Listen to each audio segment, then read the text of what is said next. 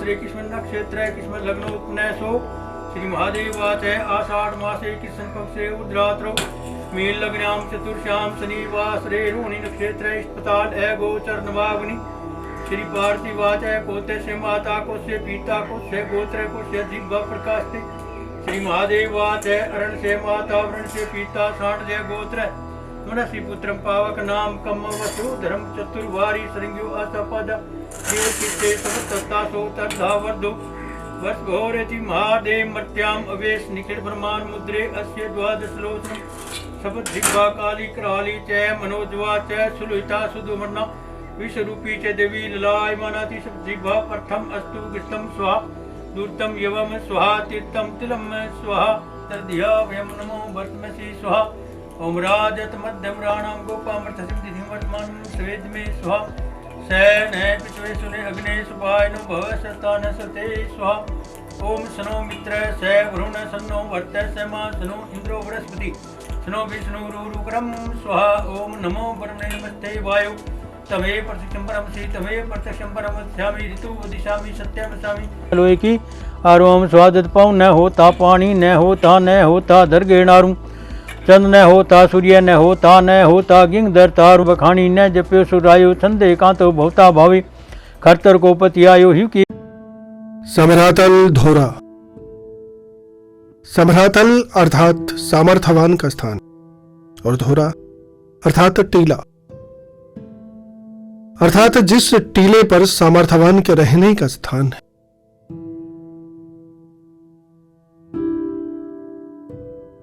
गहरी रेतीली घाटियों के बीच में शान से मस्तक उठाए इसी टीले में ही बिश्नोई धर्म की जड़, क्योंकि इसी स्थान पर श्री जाम्भोजी ने हरि कैंकहेड़ी के नीचे विक्रमी संवत 1542 की कार्तिक वदी अष्टमी को कलश स्थापित कर पावन पाहल पिलाकर इस धर्म की शुरुआत।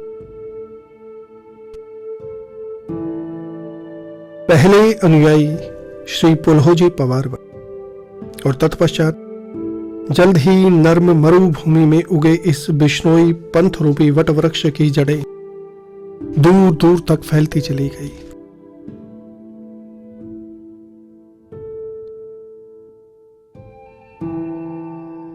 इसके बाद 51 वर्षों तक गुरु महाराज जी ने तत्कालीन समाज के अनेक अंधविश्वासों व पाखंडों की दलदल में फंसे लोगों को जिया ने जुगती और मुआ ने मुक्ति का मार्ग दिखाते हुए देश विदेश की यात्राएं, लेकिन उनका अस्थायी निवास व तपोभूमि समरातल ही रहा।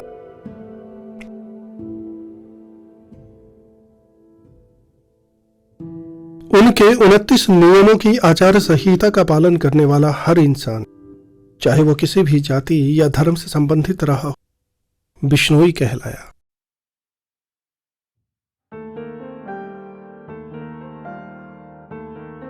यहां इन्हीं महान पर्यावरण संरक्षण के पुरोधा और अद्वितीय जीव प्रेमी गुरुदेव की कृपा व छत्र छाया तले निर्भीक होकर स्वच्छंद विचरण करते ये हिरण। मंदिर के नजदीक स्थित इस इमारत में हिरणों के लिए चारे का व पक्षियों के लिए चोगे दाने का प्रबंध किया जाता है। बोले गुरु जम्बेश्वर भगवान की जय। हम अभी गुरु जम्बेश्वर भगवान की तपोस्थली पे विराजमान हैं और यहाँ से हमारी समाज की जो है नींव लगी हुई है, निर्माण हुआ है। गुरु महाराज ने यहाँ 51 वर्ष तपस्या करी और बड़े बड़े राजा महाराजा संत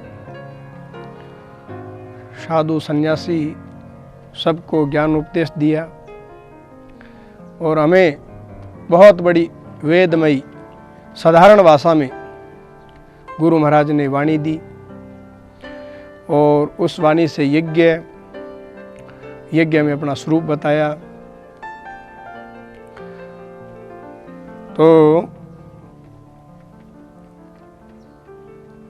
काफ़ी राजा महाराजा गुरु महाराज के शरणागति में रहे और साधु सन्यासी काफ़ी उन्होंने गुरु महाराज की वाणी को, गुरु महाराज के शब्दों को मान करके सन्यास भी धारण किया, उनके शिष्य बने।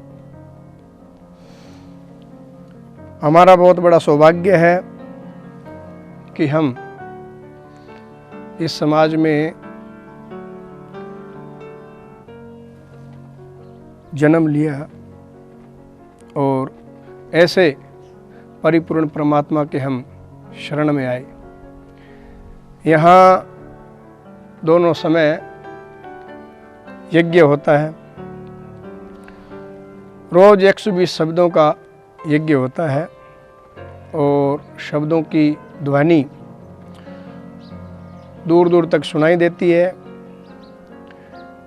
अच्छे जीव जंतु प्रदूषण से बच करके यहाँ सुखी और सुरक्षित महसूस करते हैं। संत लोगों की यहाँ मंडली रहती है और जब तब संध्या इत्यादि का कार्य होता है। और हमारे समाज पर विशेष कृपा है गुरु महाराज की, जो इनकी शरण में आया, जो इनके विश्वास पे अटल है, उनका तो भाई सुखमय जीवन है।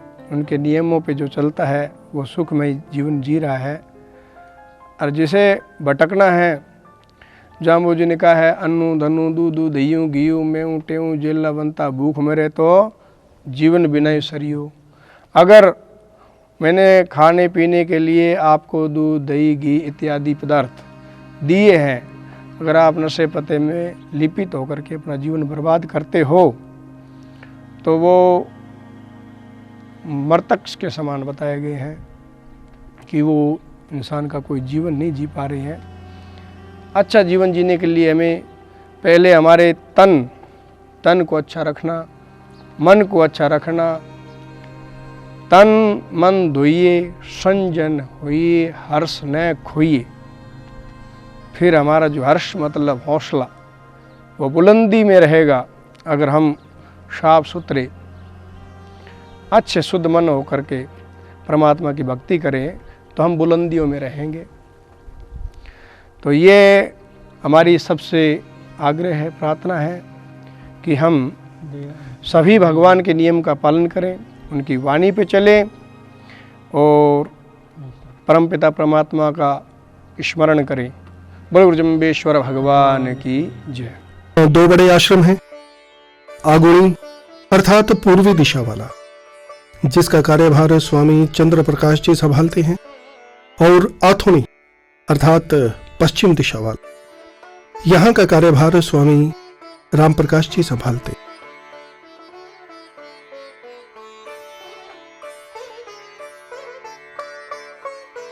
उनमें दूर दराज से आए श्रद्धालुओं के ठहरने की उचित व्यवस्था रहती है।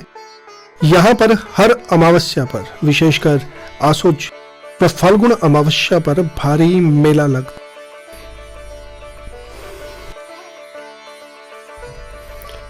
और इस सब की व्यवस्था करने के लिए भी सभी श्रद्धालु गण मिलजुल कर सहयोग देते हैं।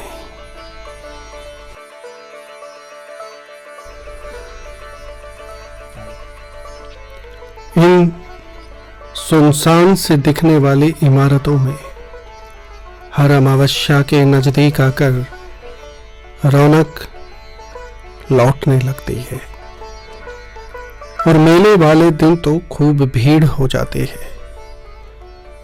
अलग अलग राज्यों से अलग अलग वेशभूषा के लोग यहाँ आते हैं। उन्हें देखकर यह स्थान विभिन्न सभ्यताओं का संगम स्थल प्रतीत होता है। दोनों आश्रमों में श्रद्धालुओं के लिए भंडारे की उचित व्यवस्था रहती है।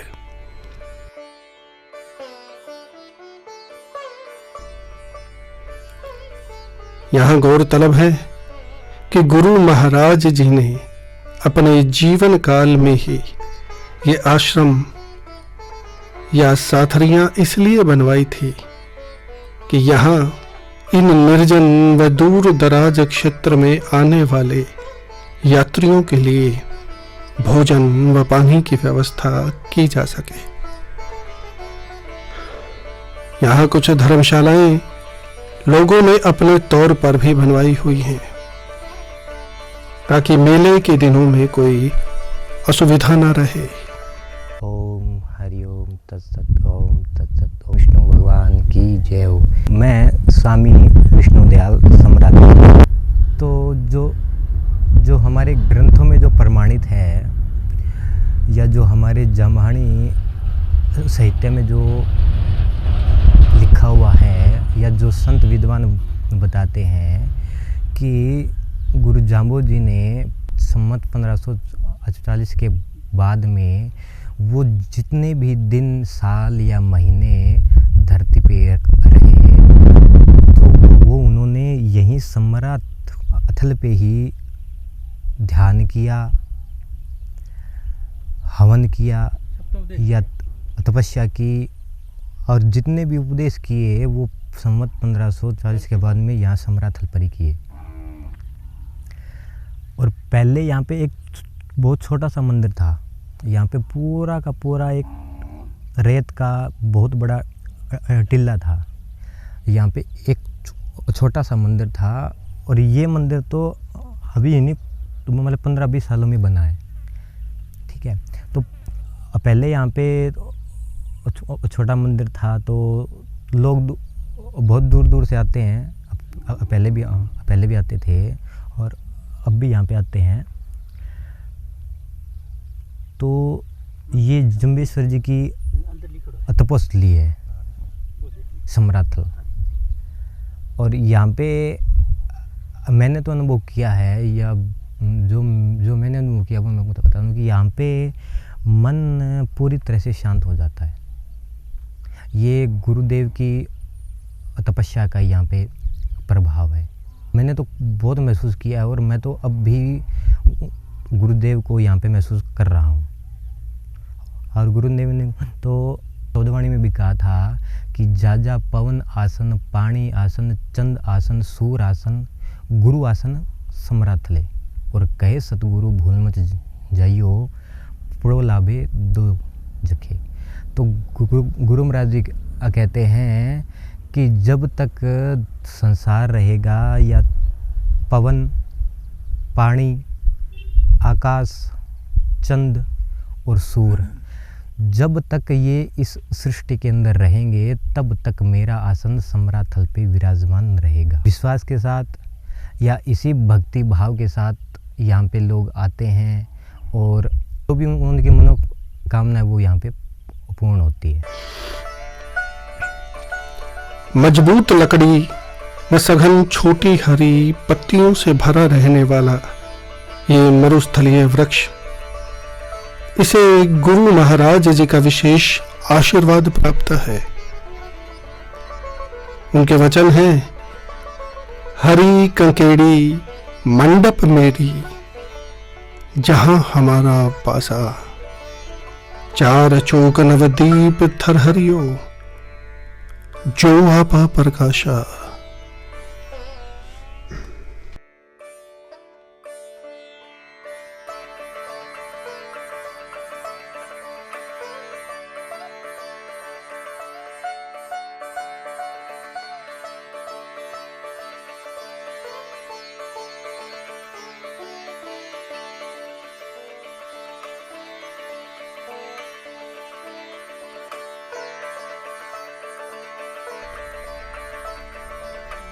तभी तो भौतिकता की दौड़ में से कुछ फुर्सत के पल निकालकर लोग दूर दूर से अपनी आध्यात्मिक प्यास बुझाने के लिए यहाँ खिंचे चले आते हैं और फिर पूर्ण तृप्ति भी पाते हैं, क्योंकि इस मिट्टी का कण कण उन्हें श्री गुरु महाराज जी की साक्षात मौजूदगी का एहसास करवाता है।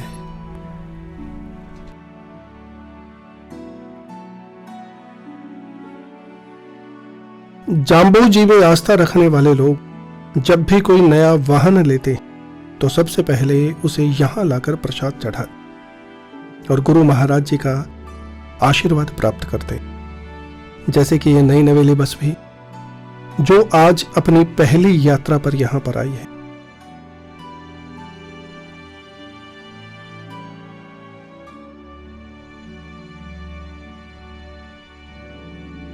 इस इलाके की एक विशेषता ये भी है कि यहाँ खेजड़ली के अलावा कैंकेहड़ी के पेड़ भी बहुत आयात में नजर आते। मंदिर के उत्तर पश्चिम दिशा में सैकड़ों फुट निचाई में यहाँ एक नाडी भी।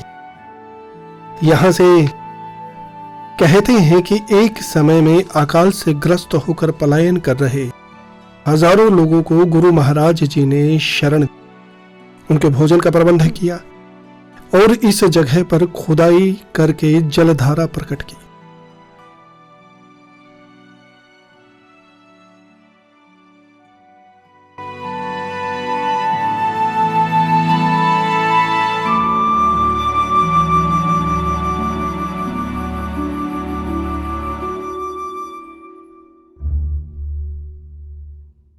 ये वो धोरा है यानी टीला जो नाडी में से निकाली गई मिट्टी से बना। बड़ी हैरानी की बात है कि आज भी हर अमावस्या पर हजारों लोग नाडी से मिट्टी भर भर कर यहाँ लाते हैं, मगर ना कभी उधर नाडी अपने पुरातन समय से ज्यादा गहरी हुई और ना ही ये धोरा बड़ा हुआ। प्रकृति की गोद में बसी हीरे सी चमकती ये इमारत जाम्बोजी महाराज के तप के प्रभाव से हर आगंतुक को मानसिक शांति व आत्मिक बल प्रदान करती है। इस वक्त अखिल भारतीय विष्णु महासभा ने मुझे अध्यक्ष की जिम्मेवारी सौंपी है। 1947 में 17 गांव जो हमारे अभी जो पाकिस्तान आ गया, इसमें 17 गांव, जिसमें चौधरी भजन लाल जी का भी गांव था उसमें उस वक्त 17 ऐसे गांव जो सादे की नहर के पास थे। बिश्नोई के बहुत बड़े के संपन्न गांव लोगों के, संपन्न घरों के लोग भी थे वहाँ, जिनका एक एक गांव के नाम से कोई 8-8, 10-10 हजार बीघे जमीन थी। इन्होंने 3 बजे तय किया, जब मारकाट होनी शुरू हुई तो भी अपने को ये पाकिस्तान एरिया आ गया, अपने को इसको छोड़ना है हिंदुस्तान में जाए। तो 3 बजे अपने ऊँट गाड़ों पे, बैल गाड़ों पे अपना सामान लेके जब निकले, तो जब वो निकले ना, जो एक ही पुलिया थी आपको राजस्थान में कर्णपुर के पास है, जिस पुलिया से सादे की बहुत बड़ी नहर थी, उस नहर से उसी पुलिया से निकलना, तो उस पुलिया पर मिलिट्री लगी हुई थी हिंदुस्तान की भी, पर इधर पाकिस्तान की।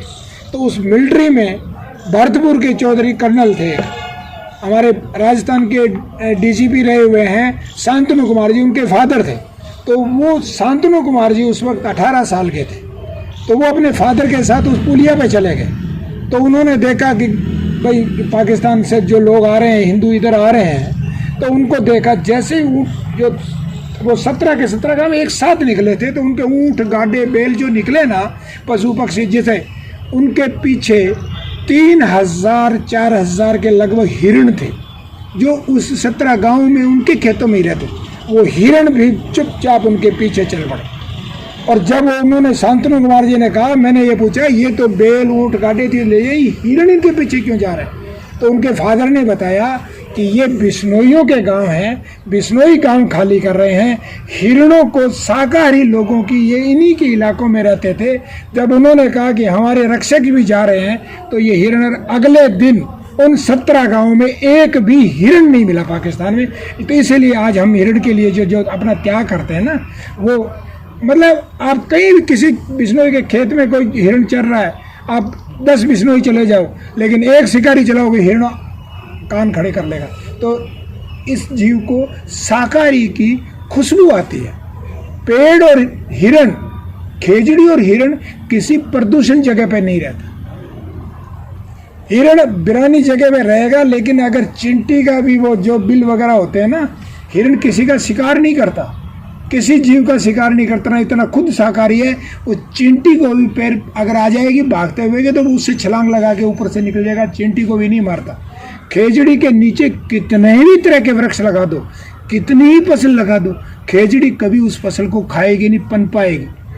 तो ये दोनों के दोनों जो जीव है, ये भी अहिंसक पेड़ भी और हिरण भी अहिंसक है। गुरु बिश्नोई के शिष्य हैं दोनों के, इसलिए हम इनकी रक्षा करते हैं। मैं the live film production YouTube channel का बहुत आभारी हूँ कि इस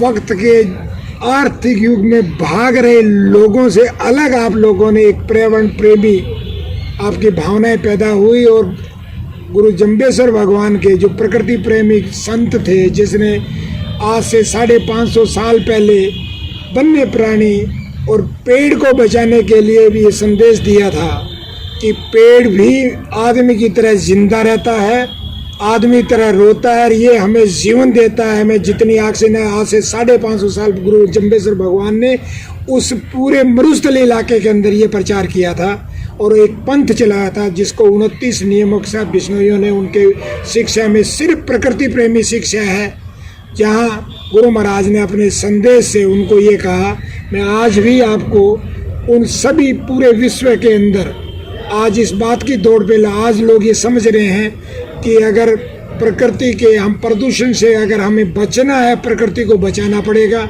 हमें पेड़ पौधों को बचाना पड़ेगा, वन्य प्राणियों को बचाना पड़ेगा, और इनके बिना अगर हमारा जीवन बेकार है। इसलिए आज आप लोग जो प्रयास कर रहे हैं, मैं इसके लिए आप पूरी टीम को धन्यवाद दूँ। मैं चाहूँगा कि इसको एक बहुत बड़ी फिल्म के तौर पे पूरे विश्व में फैलाएं आप, ताकि विश्व इस बात को देखे कि राजस्थान के अंदर आज एक ऐसा इलाका भी है जहाँ आज भी पेड़ और वन्य प्राणियों के लोग प्राण देते हैं। 363 खेजड़ली के पेड़ों पे लोगों ने 350 साल पहले चिपट के इसलिए मर गए कि हमारा सिर कलम हो जाए, लेकिन पेड़ को नहीं कटने देंगे, और उसके बाद ये पेड़ बचे। और आज पूरा विश्व कह रहा है पेड़ बचाओ, पेड़ बचानो अभियान लगा हुआ है।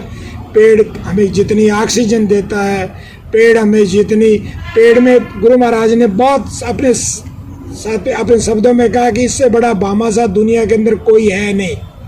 ये बिना कुछ बोले कितने पक्षियों को घोंसला देता है, फल देता है, अपनी छाया देता है, और जितना ऑक्सीजन देता है, बड़े से बड़े किसी आपको मेडिकल हॉस्पिटल में, कॉलेज में इतनी ऑक्सीजन नहीं मिलती जो एक पेड़ देता है। इसलिए सारे पर्यावरण प्रेमियों से, मैं विश्व के सारे पर्यावरण प्रेमियों से मैं ये अपेक्षा करूँगा कि गुरु महाराज के सिद्धांत को पूरे विश्व में फैलाएं और प्रकृति को बचाएं, पेड़ों को बचाएं, वन्य प्राणियों को बचाएं।